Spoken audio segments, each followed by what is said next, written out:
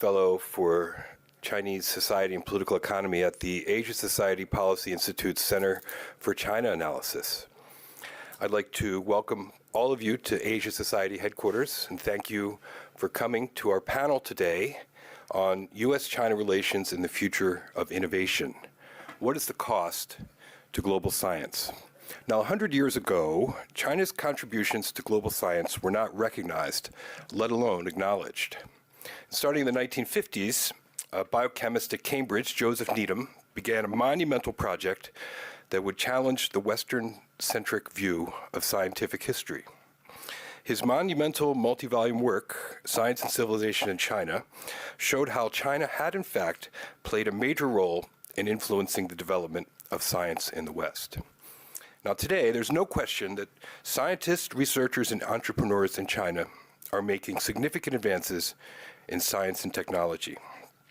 Nonetheless, there's an increasing risk that their ability to take part in the global circulation of knowledge and information will once again be blocked by political prejudices and cultural arrogance, as happened during the Cold War.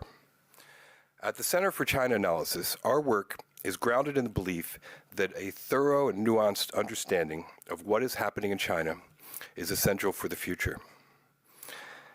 Now I'd like to introduce our moderator for today's panel on the future of innovation, Jennifer Choo, who is our Director of Research and Strategy.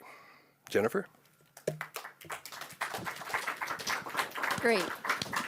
Thank you, GA. Is this on? Yeah.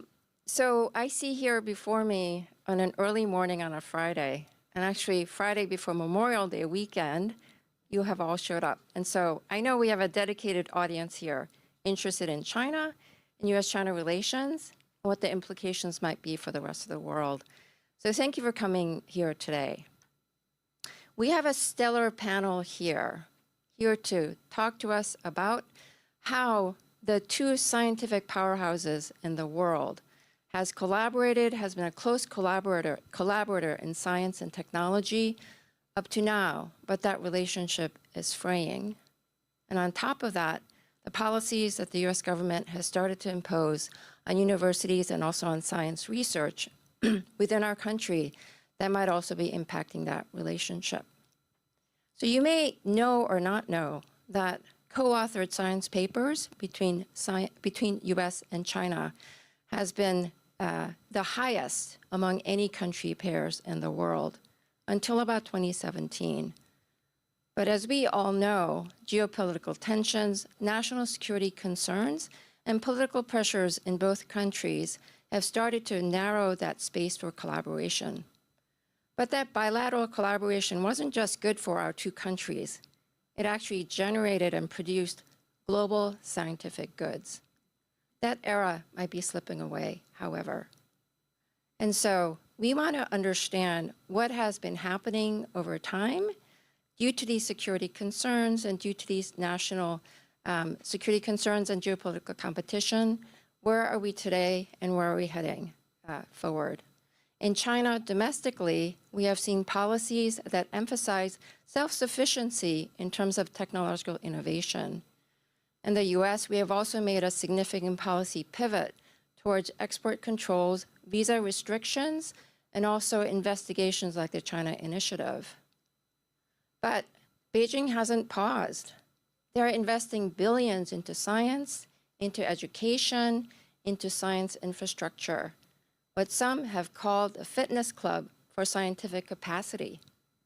In contrast, in the US, we're seeing defunding of science, of attacks on universities, and otherwise. And so where is this all heading?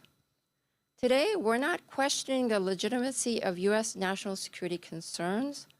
That is not the question here today, but it's actually what is the right balance that we want to strike between preserving US innovation and protecting it?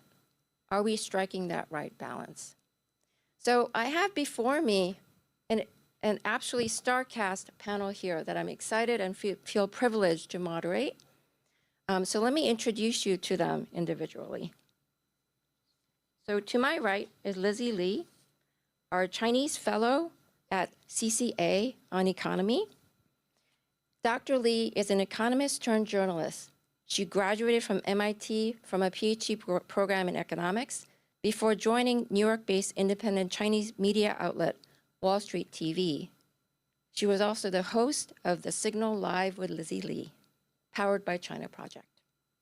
Next to her is Professor Susan Shirk, research professor at the UC San Diego School of Global Policy and Strategy and director emeritus of its 21st Century China Center.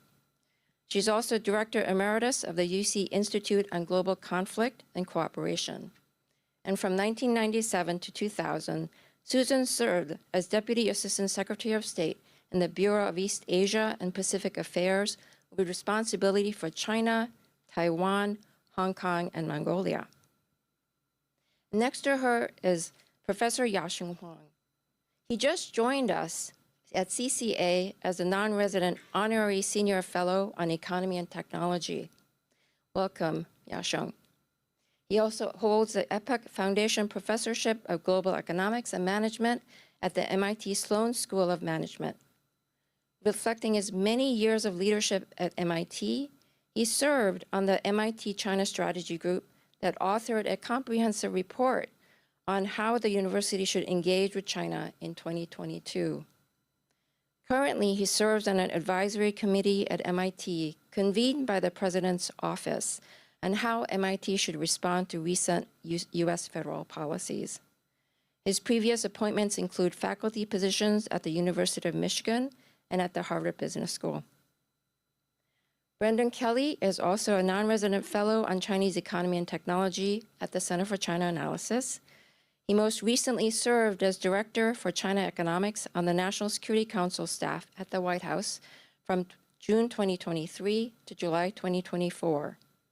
He was instrumental in shepherding the scientific agreement between U.S. and China that got renewed in 2024 that we'll hear about more during our panel discussion. He was responsible for coordinating U.S. government economic policy issues, technology controls, and engagement related to China.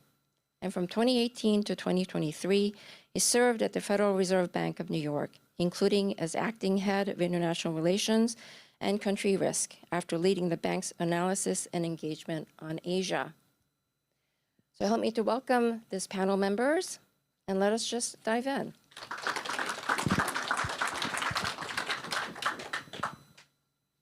So Lizzi, help set the stage. Can you help to kind of map out how we've gotten to where we are today in U.S.-China science collaboration? What were the turning points? What are some policy announcements that came out of Beijing that caused concern and then alarm in Washington, D.C.? Well, thank you so much for the question. I'm going to start a decade ago. And you guys know I'm talking about Made in China 2025, which started in 2015 and now marked its decade anniversary. So we finally have a report card, and we're going to talk more about what that report card looks like in terms of China's ability to deliver successes versus the risks and challenges China still faces. But I think Made in China 2025, from the American national security policymaking circle's point of view, was a turning point. The most unsettling point about that plan was not the ambition itself, but the detailed roadmap it laid out on what China wants to achieve and how it plans to achieve it.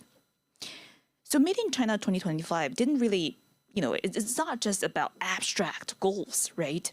It went straight after strategic sectors that the U.S. led traditionally, those things like advanced computing, aerospace, right, biopharma. Suddenly the question becomes not, who makes our phones. It becomes whose values and technologies are embedded in the platforms of our future. And that was really concerning from the American policy making's point of view. And it's not just the ambition, the plan itself. It's also the asymmetric leverages China has in achieving those goals. I'm talking about industrial policy, state subsidy. And let's be clear, those tools are not bad, not inherently bad in and of themselves, right? Industrial policy plays an important role, and I would say the U.S. and Europe are slowly catching up to that, coming to that awareness that policy can actually make a difference in some sectors. Other tools are more murky and less clear, right? Industrial policy at that scale, few democracies could match. And also China has a host of regulatory tactics and tools that can really tilt the playing field in its favor. Roughly around the same time, European firms, American firms, were starting to observe and reporting more incidences of IP leakage, forced tech transfers, and also a patchwork of rules, regulations. Many of them are very opaque and, frankly, quite discriminatory in practice. So not just the goals, but also China's perceived asymmetric leverage. But I think what really shifted perceptions, as my colleague Brendan Kelly very helpfully reminded me, was this perception that China also has a whole of society approach when it comes to acquiring technology. The idea that is that, well, tech transfer doesn't come only from espionage alone. It also came through covert incentives that Beijing has access to, things like co-opting the research community, co-opting the diaspora community, right? Backdoor business deals, and how civilian researchers flow into military applications. So to many in Washington, it looked like state-orchestrated, systemic tech acquisition from U.S., and that was really concerning to many in the policymaking world. And the fear, I think, legitimate, is that U.S. research community, U.S. business community, were not well aware of those risks, the dangers. They were not well prepared, and they could be potentially exploited. To be fair, many of those concerns were valid, at least to some extent, and there were real evidence supporting some of the things I highlighted. But what happened afterward was, I would say, overreach, blurring the line of vigilance and, frankly, profiling. I'm talking about the China initiative, and my colleagues and my fellow panelists are going to go deeper into that. Many targets of that initiative were Chinese Americans. They were investigated, as it turned out, not for espionage, but for, quite honestly, grant violations and, pretty minor grant violations in many cases. And also tax issues. Some are serious, some are quite minor. But careers, lives were derailed, were damaged. And the real personal stake, the real personal toll was immense. I have many stories to share. I won't share all of them on this stage, but they were painful to hear and painful to watch even from a distance. And the net benefit has been murky at best. We're going to talk more about those, how to strike that balance, what that actually means in today's policymaking, which is still very much a live and dynamic discussion. But I'll stop there and leave the stage to my stellar fellow panelists. Thank you, Lizzie.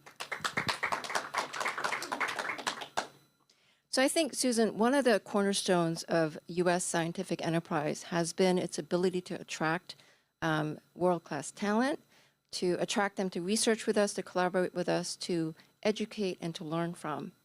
And two pillars of our scientific enterprise is actually openness and academic freedom. So can you describe for us what have been some of the U.S. responses to what I think Lizzie has described? And also on top of that, I think there was sort of a national push for a civil-military fusion under President Xi Jinping. So what were some of those responses, and how has it affected our scientific research ecosystem in universities in particular? Well, thanks so much. It's great to be here with all of you and talking about such a very, very important subject.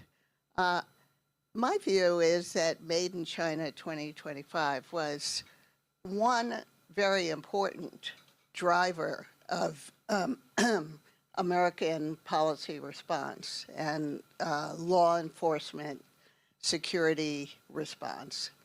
But it was also the fact that China's own policies, more broadly described, became more repressive domestically in China and more assertive internationally. So if we hadn't had, the artificial island buildup in the South China Sea, and by the way, a number of these foreign policy actions start before Xi Jinping, and just become all the more assertive after Xi Jinping comes to power in 2012, 2013. So the notion that China is a threat, potentially a military threat to the United States and its allies, is really a very important part of the context here. And if China's own foreign policy were to moderate somewhat, I think over time, the perceptions, these threat perceptions, might also be reduced. Although Americans really value primacy. And this, I think, frankly, it's kind of the wrong goal from my perspective. Everybody can't be number one in everything. And but in any case, I think threat perceptions more broadly were very important. But to go back to American reaction, the China initiative of the Department of Justice in 2018 is what, of course, people focus on.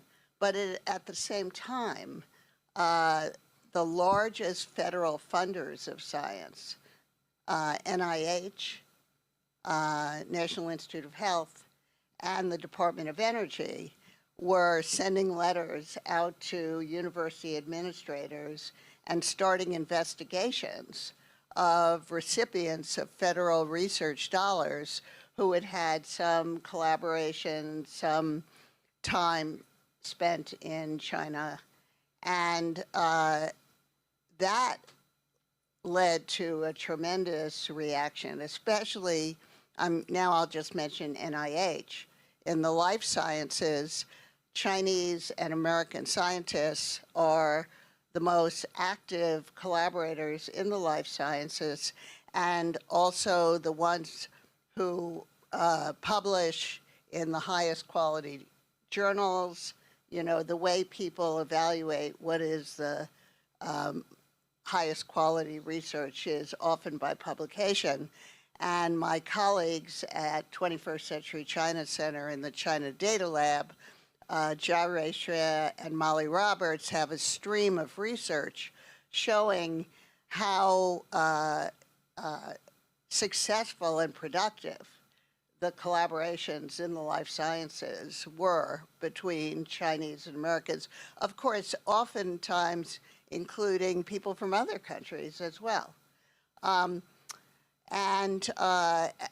what their research also shows is that after 2019, the introduction of these measures by NIH especially, and the China Initiative, these collaborations are reduced, and the productivity of American scientists who would work together with Chinese colleagues also drops significantly, especially when you compare it to collaborations with scientists from other countries. So the impact was quick and it was significant. And so we can really see that kind of decoupling, I think we should call it, has already begun. They also found that in new research that they haven't published yet, it's just an unpublished paper, they did a survey experiment of policymakers and scientists and asked them if here's a research proposal, it's already been reviewed, high quality. This one, some of the respondents got one from Germany, some got from China, Chinese collaborations, and then they were asked, should they go ahead with the research or not? And what was really depressing is that not just the policymakers who are thinking about risk, but the scientists themselves are saying, go ahead with the one from Germany, not with the one from China. So even in the chilling effect on scientists is still, has already really sunk in. Maybe I'll stop there. So the China initiative ended in 2022, and the effect of that seems very quick. I do know the paper that you mentioned by Jerry Shui and Molly Roberts, and the effect that they saw result on quality of publication because of that declining collaboration between US and China was quite significant, statistically significant, and so it was quite real. And so we have different strands here. We understand the overreaction of the China initiative, sort of the racial bias and sort of the cost to US Chinese scientists of Chinese heritage that Lizzie talked about, and also the security threat, the threat perception that we perceive from China. And so we have a very delicate balancing act to do here. But I want to turn to Yasheng now to ask you, what has been the impact of perception by Chinese scientists of US science? And what do you think is the impact on global talent flow in STEM fields? Is this an irreparable damage? And we come to this question the day after the announcement by the US government that Harvard will no longer be able to enroll international students. And so how do you view this moment in history? Well, very negatively. That's all I can say. The China initiative started in 2018 in the Justice Department. Now there's a bill that was just passed by the Congress. It was terminated, as Jennifer pointed out, in 2022. But now there's a bill in the Congress to reinstate China initiative as a legislative act. Before, it was a departmental project. Now there's an effort to make it a law of the land. Whether or not it's going to pass in the end, I don't really know, but at least there's the effort to revive a China initiative. I think we need to think about this issue at several levels. One of the biggest contextual factor is what exactly is science and what exactly specifically is open science. I think this is a distinction that a lot of people don't quite get, even people who are extremely well educated. People tend to sort of think about the research produced by universities and research produced by companies in the same sort of a category of knowledge production. But in fact, they are fundamentally different from each other. The university research is open, is fundamental, and most of it is not applied. It is really about theories and fundamental ideas in knowledge production rather than the kind of knowledge that you can deploy immediately to for commercial purposes. This is a fundamental distinction, right? If it is open, then everybody has access to that knowledge.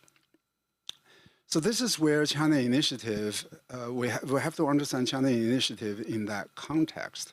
The China initiative was motivated by the concern that the US government had and still has about Chinese effort to transfer IP to, in their words, steal knowledge from America, using university campuses as a vehicle to do that.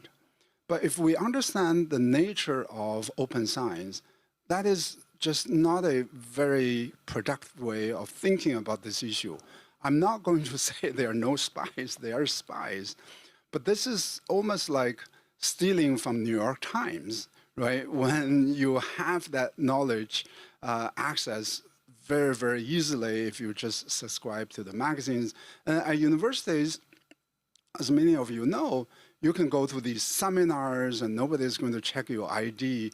It is open, right? No North American university undertakes classify research, except, I might add, for MIT. But it is, but it's done at a separate location in Lexington, Massachusetts, rather than in Cambridge, Massachusetts. It's under Lincoln Lab. And when Lizzi was a student there, I'm faculty at MIT, I cannot go there because to go there would require security clearance from the government, right? So universities don't undertake classified research. That being said, I think it is a legitimate question and legitimate debate to have, which is, whether or not in the current geopolitical environment, the open science still is a sort of predominant, first of all, equal principle. And we can have that debate. I think I will be much more happy if the policymakers and academics and others first have that debate rather than going after Chinese American scientists who have undertaken basic, fundamental, open scientific research. We can have that debate. We can also have a debate about precisely where the border is between fundamental research and applied research.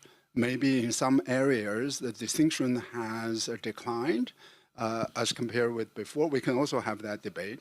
We can also have a debate and risk management of who we should collaborate with. I think these are all totally legitimate questions. What is not legitimate is for the government to go after scientists, many of them Chinese American, but not exclusively, for having undertaken open fundamental research collaborations with Chinese institutions. And let me also add that the China Initiative has gone after Chinese academics who undertook research collaborations 10 years ago, 15 years ago, when the official policy of the US government was to encourage collaborations with Chinese academic institutions. We can revise that as well, but it is fundamentally wrong to go after scientists who undertook collaborations and research projects under the previous policy regime that encouraged collaborations with Chinese institutions. Research funding agencies had called for proposals to collaborate with Chinese universities, and universities themselves encourage building the ties with Chinese scientists. And I agree with Susan, China has changed, and we need to recognize that reality. Maybe we shouldn't do this level of collaborations. Maybe we should be more selective in terms of our collaborative projects, but it is totally wrong for the US government to go after scientists who undertook these research projects under that environment. And a lot of these research collaborations have produced benefits, not just for China, not just for America, but for the global community as well, right? So what I feel really sad is that we don't have more of those discussions, and then we immediately jump into a criminalization approach, tactic. And as Lizzi pointed out, because in my spare time, I also work with an organization called Asian American Scholar Forum that is dedicated to open science, dedicated to defending the human rights and freedom of the speech of Asian American academics. And we all need your support. And I work with this organization after a colleague of mine at MIT, Gang Chen, was arrested by the FBI under the wire charge. I mean, I'm not a lawyer, but later on I learned that federal government tends to use wire charge to go after gang members. And now they are using that wire charge to go after academics. And now I'm terribly concerned that not only there is this there's effort to undermine the entire research community, but there's specific effort to target, again, Chinese American academics. And we all need to be aware of that. We all need to speak up about this development. And we also need to be aware how harmful and negative these activities have been to science, technology, and global human welfare.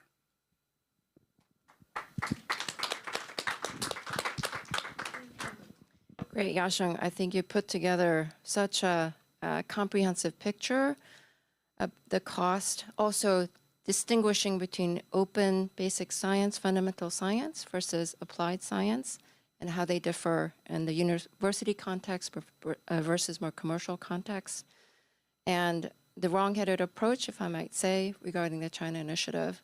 But I want to turn to Brendan because in a way, I'm glad to land on you because you were at the White House and you also worked on sort of science policy, economic policy towards China, and you were instrumental in helping to renew the science and technology agreement with China. And so there is a ray of light here, and I want to understand sort of how the government views this collaboration between China and U.S. in science, and how that agreement has come to be, the scope, what remains, what's lost, and how we should think about that collaborative relationship. Sure. Thanks, Jennifer. It's great to join this distinguished panel, especially in this environment that my fellow panelists have discussed. There was a lot of pressure, particularly from some members of Congress, to let the U.S.-China Science and Technology Agreement, the STA, lapse or essentially cancel it. We thought that was misguided. I think this is a good example of an area where de-risking but not decoupling is the right approach to China. There are real national security risks, and so in amending the STA, we sought to set up clear guardrails around government-to-government cooperation, particularly anything that could support China's military modernization. But recognizing that we did not want to decouple scientifically, which would be essentially what I think we would have been signaling by canceling the agreement, and which would be damaging to U.S. interests. I think there are similarities to the broader economic relationship. So a couple weeks ago, from the U.S.-China meeting in Geneva, the Trump administration said broader decoupling economically is not in the U.S. interest. That would be damaging. So sort of pull back from prohibitive tariff levels. Similarly, in this case, decoupling scientifically, at a minimum, would take away a lot of U.S. visibility on a lot of the leading science going on in China, damaging our own competitiveness. So in terms of the actual STA text, it was the first major revision or rewrite since the original agreement in 1979. So it did need to be updated to better reflect sort of the new nature of the U.S.-China relationship. First, we were clear that the STA in collaboration is focused on basic science, the fundamental science that Yasheng mentioned, and that would not include collaboration on critical and emerging technologies. These are sort of the more applied technologies. These are some of the sectors in Made in China 2025 that Lizzie mentioned. The Office of Science and Technology Policy at the White House keeps a public list of these. But basically a concern that those could pose elevated risks to U.S. national security, advancing a potential strategic competitor in those areas. Second, entering the renegotiation, the key concerns that we heard from researchers was around data sharing and integrity, particularly in China's increasingly restrictive information environment, as well as restrictions on cross-border data sharing. So we had a lot of focus on that throughout the negotiations. In the document, adding an annex on data management, access, and reciprocity, trying to ensure that U.S. researchers would gain timely and complete access to any data, as well as, from an open science standpoint, publishing those, as Yasheng mentioned. And then lastly, we were careful to emphasize, both publicly and privately, that the STA only applies to government cooperation. And importantly, any protections that we negotiate, aren't legally protecting non-government researchers. That said, I think it was clear during the process in our external engagement that the impact of the STA and either amending that or canceling that carries significant symbolic and even tangible value more broadly. One scientist described the SCA to me as a normative umbrella that benefits researchers in the U.S. and China broadly in the academic world. So as an example, for the guidelines we negotiated on data sharing, U.S. researchers can point to these, and Chinese researchers also, when they're facing obstacles in their Chinese system to data sharing. And lastly, as part of this process, we strengthened sort of an internal risk-benefit review that any collaboration would have to go through, looking at national security risks before proceeding. Where does this take us going forward? I think officials and other experts and others in D.C., I think are clear-eyed regarding a fairly broad-based military-civil fusion efforts of the Chinese system to leverage civilian, commercial, and academic research for military and defense purposes. So this naturally circumscribes the scope for cooperation, and it also requires, right security measures in place to address that. One area that I think there's been a lot of work on, and there was in the government in the last 4 years, is on strengthening research security programs at academic and even, private labs. So that's maybe a more balanced and sustainable approach to addressing those national security risks while maintaining our commitment to open science. And maybe just in closing, one of my biggest concerns is, I think we heard it mentioned the life sciences, is extending and broadening the technology controls by both sides to the areas of biotech and life sciences. We've seen a little bit of that, so far that we haven't seen what we've seen in sort of semiconductors, advanced computing, but that type of development I think would be very damaging for health research and health outcomes on both sides, where we do increase restrictions in that area. Great, thank you, Brendan. Yeah, so from the government's perspective, it's nice to have that. So Lizzie, I want to come back to you. So you touched on this a bit, but can you tell us, where is China leading in terms of global innovation? Yeah. Great question. And, I mentioned this report card from Made in China 2025. So let's look at the report card and see how China is doing currently. I think, ironically, Made in China 2025, 10 years on, reviews as much about China's limits as it does about its achievement and strength. So let me just walk through some of the key takeaways I observed from the report card I mentioned. Well, China has certainly made real progress, impressive progress in many fields. In electric vehicles, in batteries, in industrial robotics. And China's not just catching up, it's leading, and in many cases setting global standards for best practice. If we take firms like CATL, BYD, they are globally competitive, and they are setting sort of what the best firms in this field can achieve. For a lot of the Western companies that used to be their, the leading companies, their sort of leading counterparts.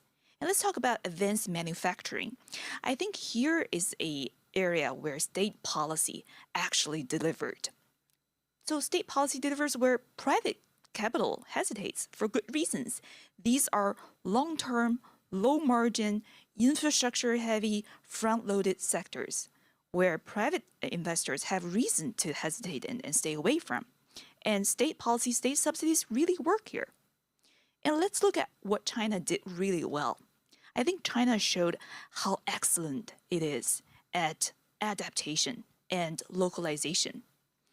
So if we think about the technologies behind lithium batteries, the technologies behind AI, right, the technologies behind automation, those were not moonshot inventions by Chinese scientists and Chinese engineers. But China was able to leverage that technology, localize it, deploy it at scale, fast, in a very cost-effective way, and deliver transformative effect on its industrial ecosystem, on its economy. And I think that's really humbling. Here in the US, we tend to equate innovation as invention. This idea is, really great, innovation is worthy of a Nobel Prize. But I think China shows us that we need to rethink about the definition of innovation itself. Sometimes innovation just looks like relentless iteration, right? Brutal competition, system-level integration and execution at scale. And China showed how well it can be done and how transformative innovation can deliver in changing the landscape of its economy. And another part of China's strength showed by Made in China 2025's success is that I think Chinese engineers and scientists are genius in developing workarounds. They are genius in working under constraints. And they are genius in delivering under tight time constraints. Again, I'm talking about in a judgment neutral way, right? So take Huawei. Huawei had hard time getting access to cutting edge chips. What Huawei came up with was chiplet technology. In layman's term, basically by stacking multiple low performance chips together to deliver the same level of compute as advanced chips. Well, it's not the most elegant solution. It's kind of an engineering workaround, but it works. And it keeps the machine of Huawei going, buys it time. So Huawei can actually use the time to come up with real innovation. And it works. That's the kind of innovation China's really good at. But I think, we also need to be clear-eyed about what the Chinese system is still not quite achieving. If you look at Made in China 2025, a lot of it is very investment heavy. If we talk about return on investment, that's a whole different story. So to me, I think what we see is an innovation system that's still not quite organic. It's still quite not self-sustaining. I'm not quite sure if that innovation system is standing on its own, in the absence of policy support. And I think we need to be very clear about that. China still has a gap to fill there. Well, in many fields, it's catching up, but it's still not quite there. So that's one thing. And another core challenge I see through, sort of this report card from Made in China 2025 is incentive. A lot of the incentives built in Made in China 2025 is still output metric driven, right? Reward driven. And when you have incentives, sometimes you see distorted incentives. The classic principal agent problem, if you guys took Econ 101 in college. If you look at patents, right? Patent volume is high from China, but many of them are patent fillers, right? Low quality utility models, not actual valuable patents. That's how incentives might work in different, in distorted ways. And when that incentive interacts with China's political economy, what you see is incentives get distorted at the local level, right? China's local governments have various degrees of policy discipline. Some local governments basically just, chase after subsidies, go after a shiny project, creating this innovation theater, right? Here we're talking about wasteful projects. Every firm had a semiconductor in its name, but, they were actually just making shoes or something like that, right? And that's how incentives actually get distorted. What you saw was the corruption scandals and, kind of waste of resources and kind of this, how state policy itself is not real substitution for real incentive to innate incentive to innovate. And I think that's also a lesson that we should be clear. And let me just talk about semiconductor. It's a little bit of a, uneven landscape here. And let's see what China did and what it did not do, right? In terms of breakthrough, we see impressive breakthrough in memory chips. China's, memory chip development has been quite impressive in many ways, catching up to the global frontier. But if we're looking at logic chips, which is much more sophisticated and complicated in terms of technology, China still depends heavily on imports. So what's the difference? I think when it comes to something that's really complicated, really sophisticated, you actually require more than innovation speed, innovation scale. You actually need innovation depth. And China's domestic innovation system is still not quite mature yet to catch up on that front. That takes a deeper reservoir of talents, of kind of vibrant capital market, of decades of research, as a solid base to deliver. And China's still not quite there yet. Well, it's catching up, but it's not something that policy alone can accelerate. So, so what's the final take on it? So I think the U.S. has legitimate reason to be concerned about another DeepSeek moment. But I think from, decade in, when we look at Made in China 2025, We see China's ability to deliver under compressed timeline. We see where industrial policies can really make a difference. But it's also revealing how much of the system is still dependent on policy, on this interaction between this industrial ecosystem and its policy, and where the system really hits its limit. So I think we need a more well-rounded view on where China is moving fast and where China is still lagging behind. Great. There was a really comprehensive picture of where China is strong and where there are still sort of weaknesses in its innovation ecosystem and science ecosystem. So Susan, let me turn to you. So is there... I want to mention that many Chinese scientists and science policy people say exactly the same thing about their own system. So this is not just the foreigner perspective. There's been, quite a lot of internal criticism and drive for reform too. Absolutely right. So we have a very good snapshot and analysis of China's science and technology innovation, as Susan just mentioned. I'm sorry to interrupt. Yeah, you. go ahead. Not at all. Please feel free to interact and comment on each other's comments. So I wanted to come back to you because we see that there are strengths to sort of state-led innovation, but also sort of weaknesses of that, maybe not an organic ecosystem. What are your thoughts in terms of disengagement then when science collaboration with China? And I'd like to actually turn our attention more to maybe what the U.S. is doing in the context of this U.S.-China science, if there's disengagement, but also competition in that context, what that means for universities. Well, maybe I can speak to what I think is the sort of current state of the discussion inside the United States about tech restrictions more broadly, including talent, which is such a critical ingredient. And of course, it's really worth repeating the very important fact that American research universities, American higher education, is one of America's greatest strengths. It is the magnet that attracts talent from all over the world. We now have a global knowledge economy, and there are talented people all over the world. I mean, you look at the numbers of international students at Harvard, for example, which are reported today because of what the Trump administration has done there. So it's, the talent factor is so important because our universities attract people from all over the world, and then typically, like over 70% of those people, including and especially Chinese, opt to remain in the United States and become scientists, entrepreneurs, or they go back. If they go back to China, then they become collaborators with their advisor or their colleagues here in the United States or in other parts of the world.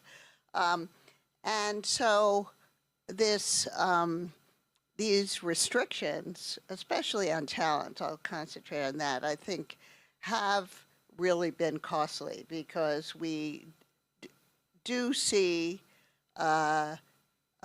fewer Chinese parents wanting to send their kids to American universities, graduate students coming here. And I don't think that many will go back to China because living in the Chinese system after you've lived outside the Chinese system is really difficult, I think, because even if you get a lot of research funding, there are other limitations on your, obviously, access to information, Great Firewall, barriers, and freedom of speech, and so many other challenges living in China as an intellectual. It's very, very difficult. But they can go to Canada, you know, it's not very far away, or the UK. We see, and the cuts in science spending, federal science dollars, you know, really makes the attractiveness of remaining in the United States also diminished. So, you know, I think there are many counterproductive features of American restrictions. I also feel that our restrictions on, for example, the Huawei chips, this sort of extraterritorial effort to tell other countries you mustn't buy Huawei chips, use Huawei chips now. And it's fascinating to me that the Chinese side now, you know, responded very quickly with their own retaliation or threatened retaliation. So, you know, it's not going to be cost-free and to the United States or for our friends and allies. So I do see right now, especially with Donald Trump as president, you know, despite all the things that we might disagree with that the Trump administration is doing, it does open up a little bit more space for debating the tech restrictions in a rational manner. I see the people, there's a kind of camp of people, and I count myself among them, who think that a lot of the tech restrictions from the United States, beginning with the first Trump administration and then through Biden and now in the second Trump administration, are what Paul Triolo has called small gain, high cost. And I think that's, of course, a riff on the small yard, high fence idea. So that, you know, we've gone to tremendous effort to implement these restrictions, but what have we really gained from it? And as Yasheng was saying, this is really a time that we should be debating those issues. What are the benefits and what are the costs of these policies? So let me pass it on to you, Yasheng, from that conversation, both in terms of attracting world-class talent to the U.S., which has really been the engine for science innovation, but also the tech restrictions that U.S. federal policy today and just in recent years. Your thoughts on that? So I don't want to repeat what Susan said. I agree with her 100% on talent and tech restrictions. But I want to put this issue on a sort of broader, in a broader context. If you remember, there was a Sputnik moment in this country after Soviet Union launched satellite into the space. Scientific funding and the effort by the federal government to support education of scientific topics increased dramatically. If you look at the federal spending on research and development as a share of the budget, as a share of the GDP, increased dramatically. Also, the Vietnam War also helped push that ratio up. Now we have a DeepSeek moment and maybe China 2025 moment. And yet we went in the exactly opposite direction. We're cutting the federal funding on research and development. We're going after universities. We're restricting international human capital flows into our own country. We're going out and arresting Chinese American scientists, put them on phantom charges such as wire fraud.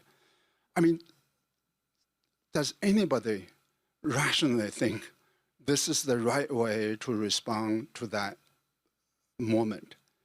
So with all the national security challenges that we're facing, from China, from Russia, and from others, I do believe that a national comprehensive strategy is in order, right? We need to invest more in science and technology.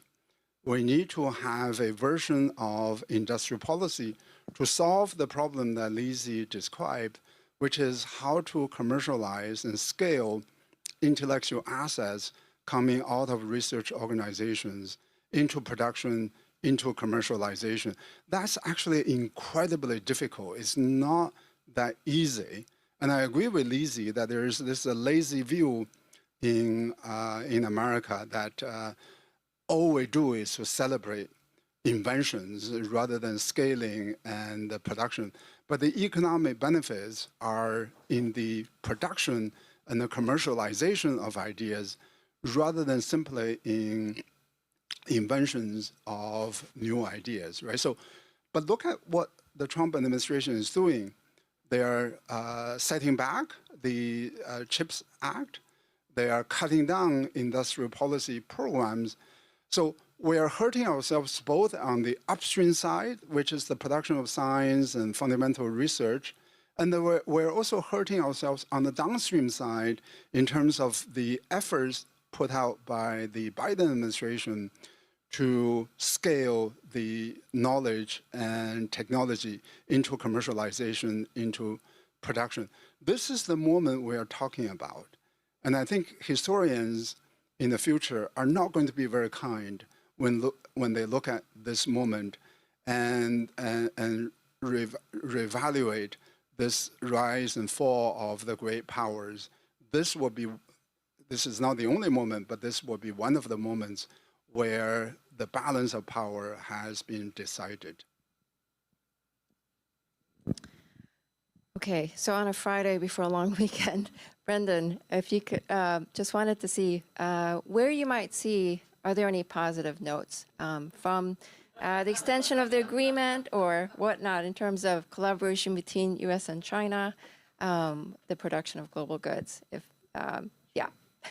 No, I think there's definitely scope and a necessity for some of that collaboration to continue. I mean, so in basic science areas such as earthquake data, influenza data support our vaccine development, timely and accurate air quality data, many others, where having access to Chinese data and collaboration with Chinese scientists is beneficial to us.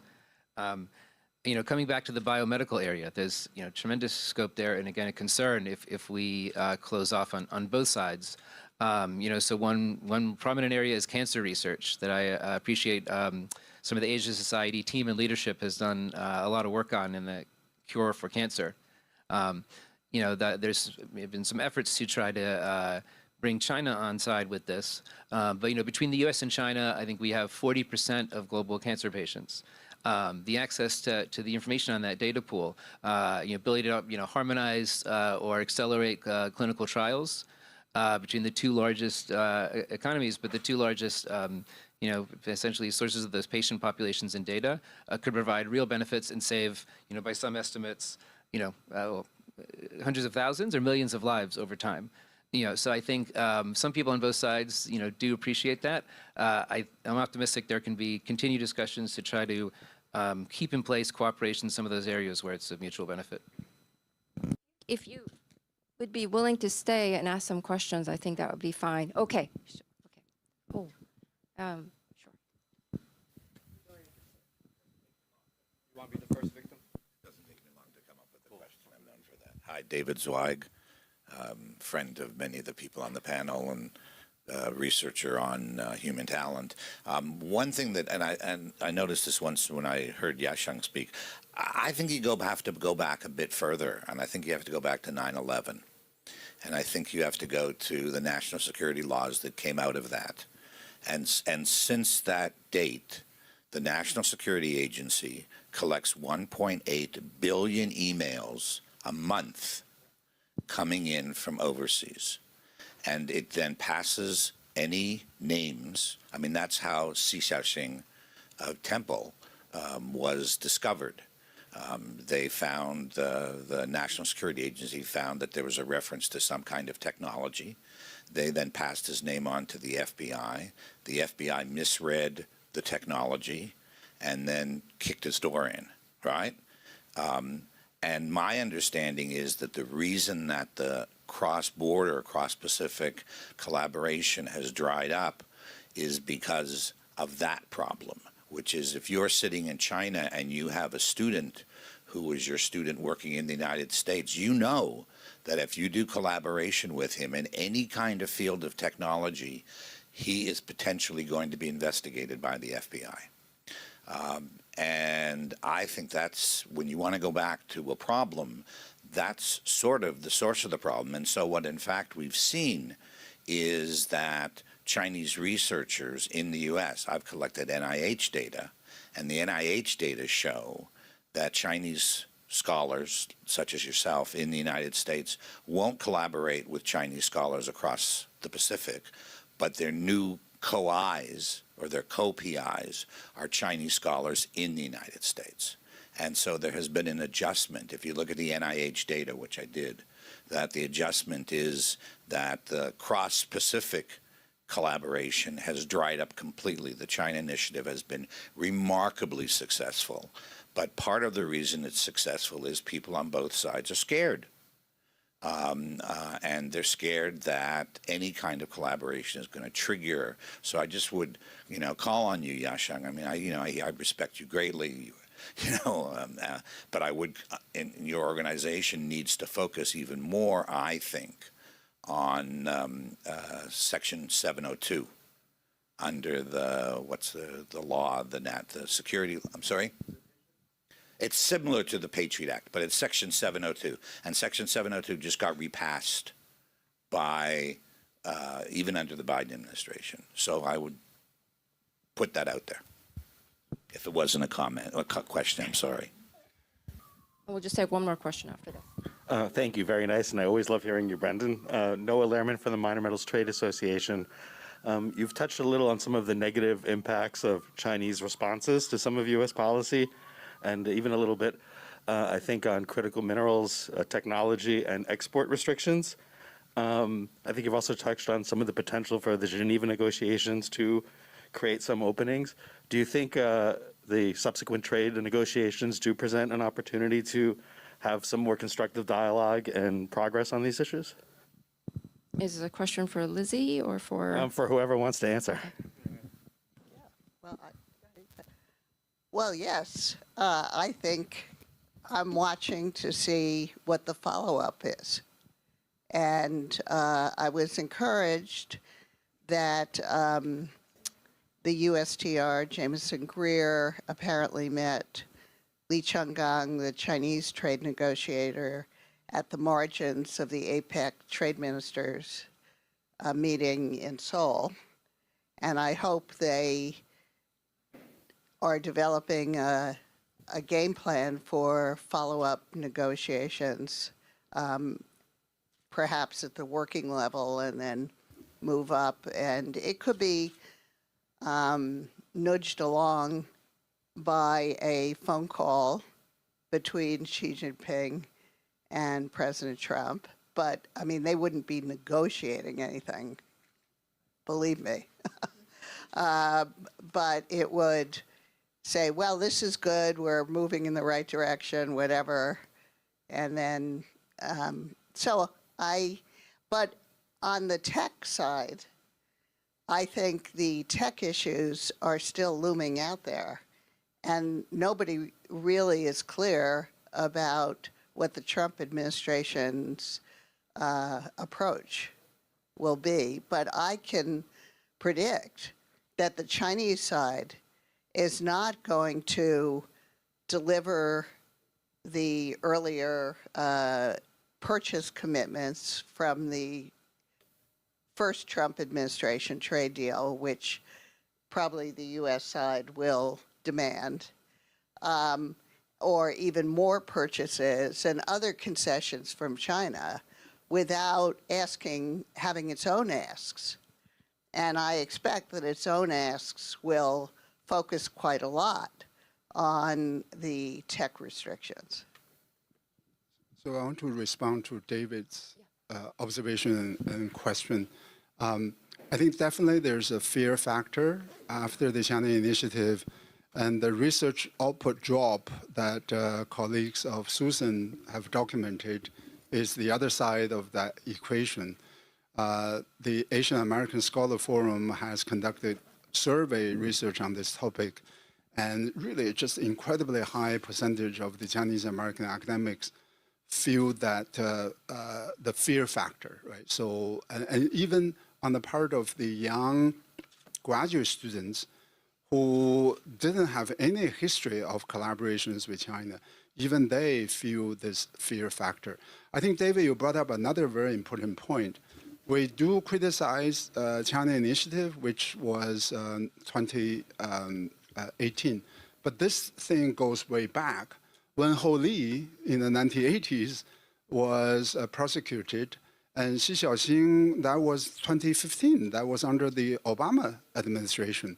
So there was a long history of going after Chinese American scientists and technologists, and the China initiative scaled that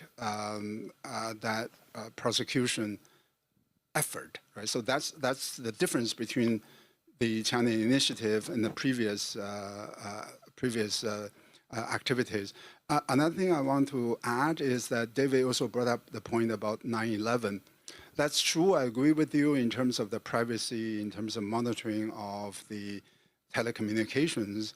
But it is also true that President George W. Bush reaffirmed a document, what is known as NSDD 89. I may not get all the abbreviation right, but something to that effect, and which was a 1984 national security document under the President Ronald Reagan to make a sharp distinction between fundamental and open research and classified research.